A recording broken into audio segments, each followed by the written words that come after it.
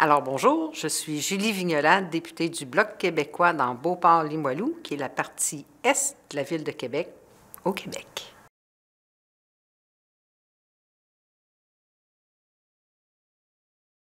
La grande question sur les raisons pour lesquelles je me suis portée candidate, je vous dirais que ça va avoir l'air cliché, mais c'est pour aider les gens puis améliorer les situations que les gens vivaient au quotidien, mais aussi dans le futur, voire les prochaines générations.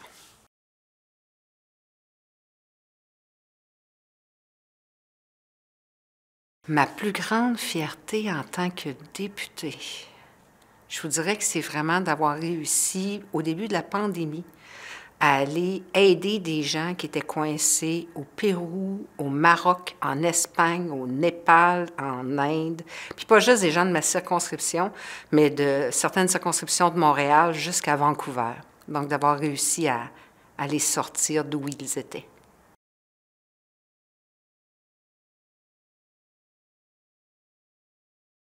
Bien, c'est la conviction profonde que je peux aider. Ça devient redondant, mais c'est cette conviction profonde-là que mon équipe et moi, qui formons une espèce de famille, on peut faire avancer les choses, encore là, au quotidien, mais aussi dans un avenir qui est plus ou moins rapproché pour les gens.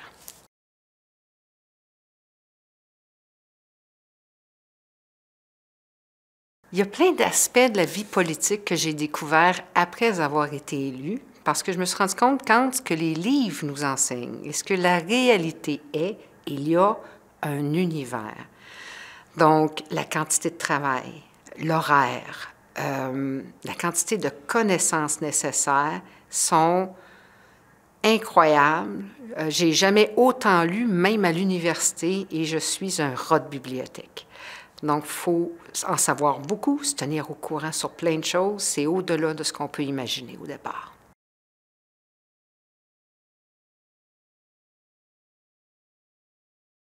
Travailler de façon transpartisane, ça se fait quasi au quotidien.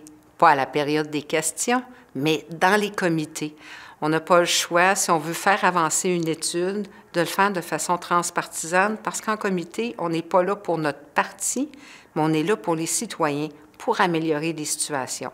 Donc, on va se parler, on va modifier des motions, par exemple, pour que l'étude couvre bien chacune des visions qu'on peut retrouver au Québec puis au Canada.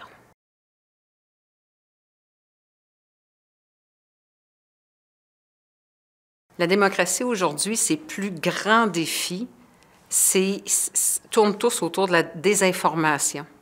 On a accès à une foule de sources d'informations aujourd'hui. Néanmoins, on a tendance à vouloir rester toujours sur les sources qui nous confortent, alors qu'il faut briser cette bulle de verre-là et aller chercher le plus d'informations possible et le contexte. C'est tellement facile avec les médias sociaux de décontextualiser quelque chose et de rendre une situation, de donner l'apparence que les gens sont des démons ou des complotistes. Il faut aller au-delà de ça, aller chercher un maximum d'informations, appliquer des bonnes pratiques de méthodologie du travail, finalement.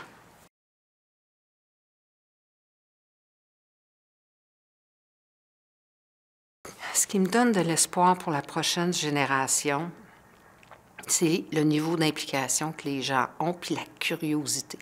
Pour moi, la curiosité, c'est l'élément numéro 1 démontrant l'intelligence des gens.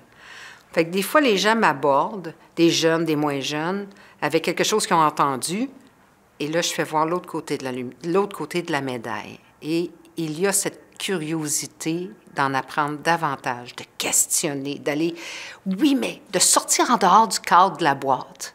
Ça, c'est vraiment extraordinaire.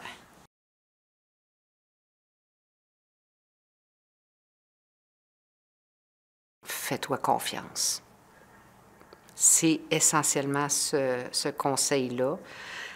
Fais-toi confiance, aime-toi, dépasse-toi. C'est essentiellement ça, parce que si à 16 ans, on n'apprend pas à le faire, je peux vous dire que c'est dur à 45.